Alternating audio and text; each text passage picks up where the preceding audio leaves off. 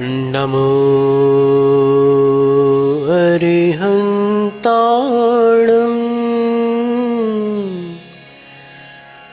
नमो सिद्धाणं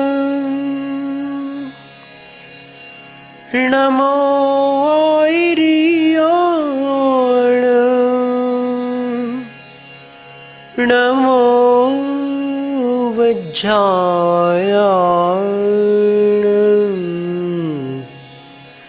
नमो लोये सौसाहुणम्।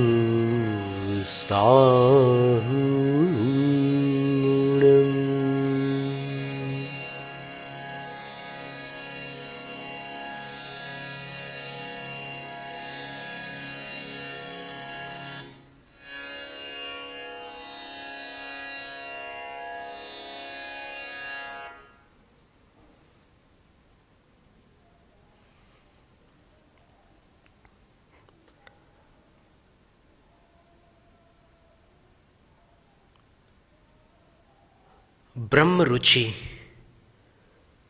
ब्रह्म ज्ञान, ब्रह्मचर्य और ब्रह्म ध्यान के बाद ब्रह्मोपलब्धि परम ब्रह्म स्वरूप बना जाता है।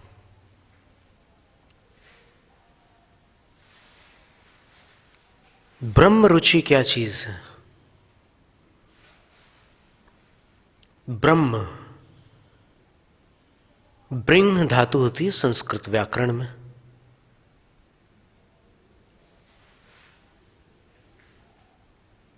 ब्रिंह्यते अथवा बहुवचन में ब्रिंह्यन्ते गुणा यत्र तत् ब्रह्म। जिसके भीतर हमेशा गुण वर्धमान रहते हैं, बढ़े चढ़े होते हैं, वो ब्रह्म है। और वो ब्रह्म दृष्टियों की अपेक्षा से एक रूप होकर भी अनेक रूप है, अनेक रूप होकर भी एक रूप है। शाश्वत है, त्रिकालवर्ती, और रूपांतरित होने के कारण क्षणिक भी है, परिणामी, परिवर्तनशील भी है। उस ब्रह्म के प्रति रुचि तब जागृत होती है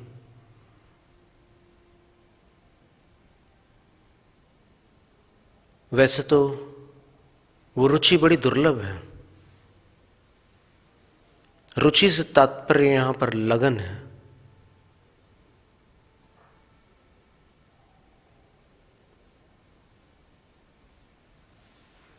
वो लगन बड़ी दुर्लभ है क्योंकि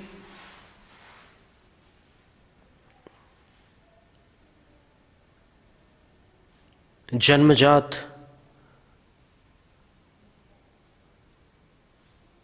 दो प्रकार के संस्कार इस आत्मा को प्रभावित करते हैं। उसके वंश के संस्कार और उसके जन्मांतर के संस्कार, पूर्व भव के संस्कार, दोनों का प्रभाव होता है उसके ऊपर। पर अधिकांश प्राणी पूर्व जन्म का विस्मरण होने के कारण ख्याल नहीं कर पाते कि कहां से शुरू हुई थी मुझे ऐसी आदत।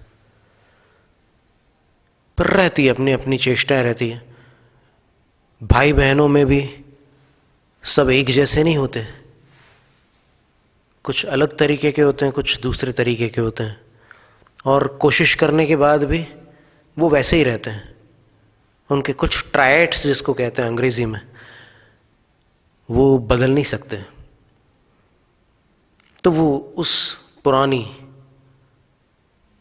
जीवनी से संबंध रखने वाले कुछ ऐसे कर्म होते हैं, कुछ ऐसे संस्कार होते हैं, कुछ आदतें होती हैं, वो रहती है साथ में।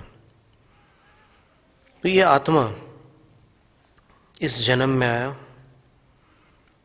और उसने जीवन प्रारंभ किया। भाव की दृष्टि से जीवन उत्पन्न होता है और उसका अंत भी होता है, लेकिन जीव न उत्पन्न होता है न नष्ट होता है।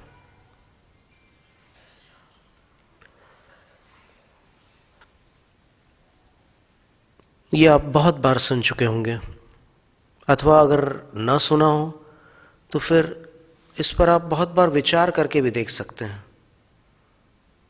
जीवन उत्पन्न होता है और नष्ट होता है, और जीव न उत्पन्न होता है न नष्ट होता है। ऐसी स्थिति में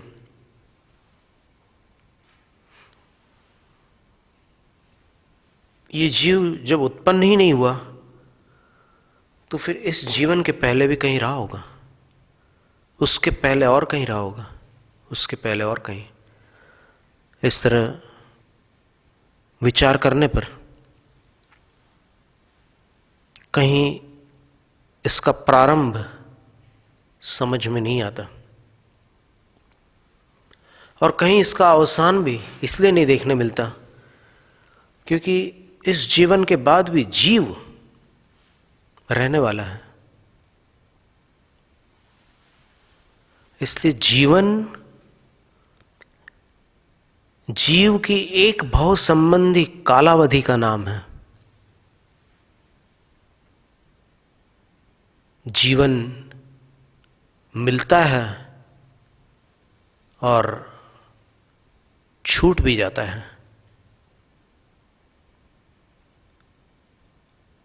इसको दृष्टांतों के माध्यम से विभिन्न प्रवक्ताओं ने इस प्रकार भी समझाया है। Death opens unknown doors. Life after death एक बुक है,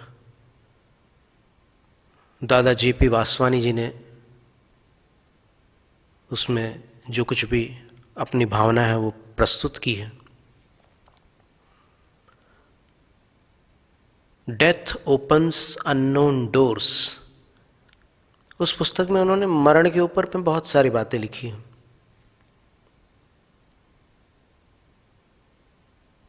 एक बात उन्होंने ऐसी भी लिखी है कि जब अपना कोई चहेता इंसान मर कर कहीं चला जाता है, आत्मवादी दर्शनों की भाषा में हम बात कर रहे हैं, जो केवल जन्म से मरण तक अपना अस्तित्व न मानते हुए आगे पीछे भी स्वीकार करते हैं, तो मरकर वो कहीं चला गया, वो तो नष्ट नहीं हुआ। जीव शब्द ही अपने आप में कहता है कि जो जीवित रहे वह जीव है। जीवति इति जीवः, जीविष्यति इति जीवः, जीवित पूर्वो वा जीवः। जो पूर्व में जी रहा था, वर्तमान में जी रहा है और हमेशा जीता रहेगा, उसका नाम जीव है। तो जीव शब्द ही अपने आप में अंत का निषेधक है कि जीव का अंत नहीं हो सकता। तो उन्होंने लिखा है कि जब यहाँ वाले जो उससे लगाव रखने वाले बहुत अधिक परेशान रहते हैं, उसकी यादों में गम के घूंट पीते हैं, बहुत अफसोस करते हैं, बेचैन हो जाते हैं, तब यहाँ की तरंग उसको छू जाती है और वो जहाँ भी है उसको तकलीफ पहुँचती है। एक चिंतन है उनका, या फिर जो भी उनके पास आधार हो, जो भी उनके पास युक्ति हो, उनका ये कहना है, समझाना वो ये चाह रहे हैं कि आप इतना अफसोस मत करो, आपके अफसोस से आप जिसको चाहते हो उसको तकलीफ होगी। आप उसको तकलीफ पहुंचाना चाहते हो क्या? वो तो चला गया, लेकिन आप यहाँ परेशान होकर के अपनी ऐसी तरंग उसको भेज रहे हो। आप शांत बैठ करके उसके प्रति सद्भावना करो। ये एक उपदेश है उनका। तो मौत अनजान द्वार खोल देती है। इसका मतलब ये हुआ कि जीवन भर तो वो दरवाज़ा बंद था किसी अन्य जन्म में पहुंचने का, आगामी भव में प्रवेश करने का द्वार बंद पड़ा था, और मृत्यु ने उस द्वार को खोला। तो जीवन जिसको बंद रखता है उसको मौत खोलती है। और वो द्वार कहाँ खुलेगा वो जीवन में ही निश्चित किया जाता है। उसका निर्धारण मृत्यु से नहीं होगा, लेकिन मृत्यु उसी तरफ खोलेगी द्वार जो आपने जीवन में निर्धारित किया है, निश्चित किया है। बुरा करने वाले के लिए भले स्थान का द्वार कैसे खुल सकता है, और भला करने वाले के लिए बुरे स्थान का द्वार कैसे खुल सकता है। इस जीवन में कई बार ये देखने मिलता है कि जिसने बहुत अच्छे काम किए हैं उस पर भी मुसीबतें आती हैं, उसको भी बहुत कष्ट सहने पड़ते हैं, लेकिन उतावली न करते हुए शांत चित्त से विचार करने पर विज्ञान और धर्म दोनों के नियम एक सिद्ध होते हैं। धर्म कहता है जैसी करनी वैसी भरनी, विज्ञान कहता है every action has an equal and opposite reaction. हर क्रिया की तुल्य और विपरीत प्रतिक्रिया होती है।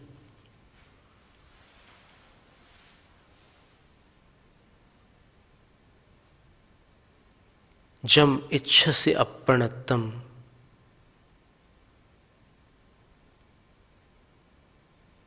तम परस्सवि इच्छ इत्यम जन शासनम।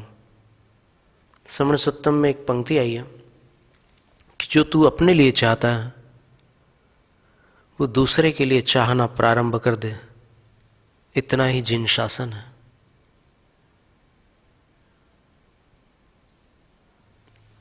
अपने लिए तू क्या चाहता है, तेरी लालसाएं क्या चाहती है उसको छोड़ दे एक तरफ।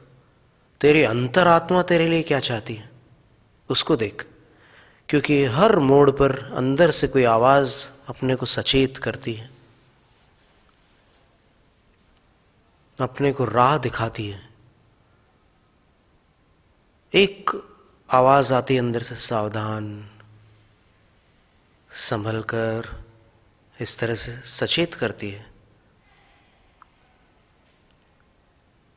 तो फिर कुछ ऐसे प्राणी होते हैं, कुछ ऐसे इंसान होते हैं जिनके अंदर रुचि जागृत होती है कि वो क्या चीज़ है, वो जीव, वो आत्मा, वो ब्रह्म क्या वस्तु है। ब्रह्म रुचि, फिर ब्रह्म ज्ञान होता है, गुरु की कृपा से होता है। और गुरु को जो ब्रह्म ज्ञान हुआ वो उनके गुरु से हुआ है। इस तरह अगर अपन देखते चले जाएं तो उनके गुरु, उनके गुरु, उनके गुरु, और कहीं ना कहीं फिर एक ऐसा बिंदु मिलता है जहां साक्षात भगवान से वो ज्ञान प्राप्त हुआ है। यानी भगवान ने जिनको ज्ञान दिया उनने अपने शिष्य को, उनने अपने शिष्य को, ऐसा चलता रहा क्रम। प्रारंभ भगवान से है। तो भगवत प्रतिपादित ब्रह्म स्वरूप ही सत्य स्वरूप है। इस बात पर यदि विश्वास हो तो बात आगे चल सकती है। और इस पर विश्वास तभी संभव है जब भगवत स्वरूप समझ में आए। आचार्य कुंद कुंद स्वामी ने प्रवचन सार की 80वीं गाथा में लिखा है कि जो भगवान को जानता है वो अपने आप को पहचानता है। वो अपन अगर शास्त्रीय शब्दों में देखें तो अपन जैन शास्त्रों की भाषा को छोड़कर सामान्य अपन शास्त्रीय भाषा में देखें तो फिर ये बात समझ में आती है कि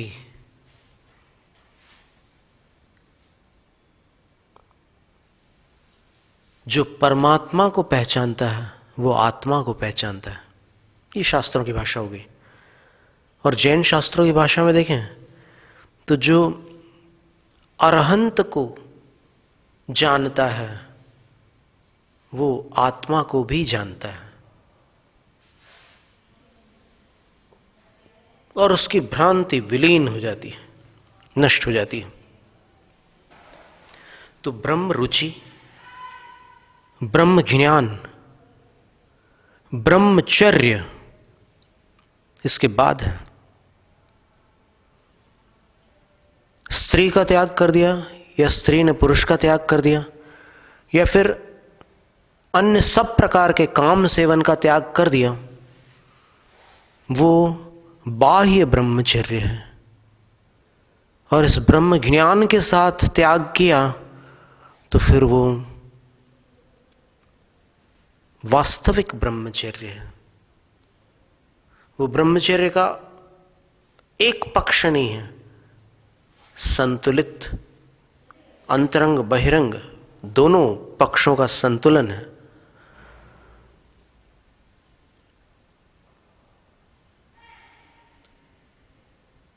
पर इसमें द्रव्य ब्रह्मचर्य के लिए भी संघर्ष होता है और भाव ब्रह्मचर्य के लिए भी एक निर्मलता अपेक्षित होती है। भाव ब्रह्मचर्य कैसे बनाए तो कहते हैं कि सत्संगति से। आचार्य शुभचंद्र स्वामी ने ज्ञानाणु ग्रंथ में लिखा है, वृद्धों की संगति से ब्रह्मचर्य पवित्र होता है। वो कैसे? जवानों के बीच रहेंगे, कम उम्र वालों के बीच रहेंगे तो फिर वहां पर वैसी मानसिकता बनेगी। और जिन्होंने वृद्धत्व प्राप्त किए हैं फिर उन्होंने वृद्ध का भी अर्थ समझाते हुए लिखा है कि जिनके अंदर ज्ञान, तप आदि वृद्धि को प्राप्त हुए हैं, ऐसे वृद्ध जिनकी कमर टेढ़ी हो गई है, झुर्रियां पड़ गई है, कानों से सुनाई नहीं दे रहा, आंखों से कम दिख रहा है, वैसे वाले वृद्ध नहीं। वैसे वाले वृद्धों में भी आसक्ति हो सकती है, लेकिन यहां पर ज्ञान वृद्ध, तपो वृद्ध, अनुभव वृद्ध, ऐसे विशिष्ट श्रेणी के वृद्ध हैं तो वो सत्संगति में उनकी संगति प्राप्त होती है और फिर निर्मलता आती है। एक साधु के स्नेह को पाकर और उनकी अद्भुत ऊर्जा में आकर अपराधी भी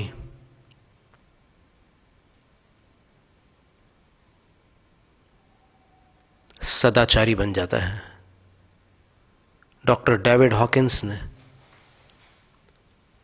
the highest level of enlightenment एक प्रोग्राम तैयार किया था। उसमें कहा था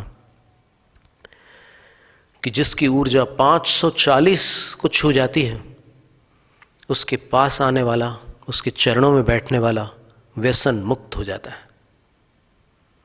और धवला की 9वीं पुस्तक में आचार्य वीर सेन स्वामी ने गौतम गणधर स्वामी द्वारा नमस्कृत उन महामुनियों का वर्णन करते हुए लिखा है कि कुछ ऐसे भी मुनि होते हैं जो अंदर से इतने पवित्र हो जाते हैं कि वो जहाँ विराजमान होते हैं उनके घेरे में काफ़ी दूरी तक न कोई चोरी कर सकता है, न कोई मदिरा पान कर सकता है, न कोई कुशील का सेवन कर सकता है। सारे व्यसन उनकी आभा में शांत हो जाते हैं। ब्रह्मचर्य मामूली वस्तु नहीं है। अगर जानकारी न हो तो उसके खिलाफ मत बोलना, और जानकारी पानी हो तो फिर कोशिश करना। जैनम जयतु शासनम, जैनम जयतु शासनम, जैनम जयतु शासनम।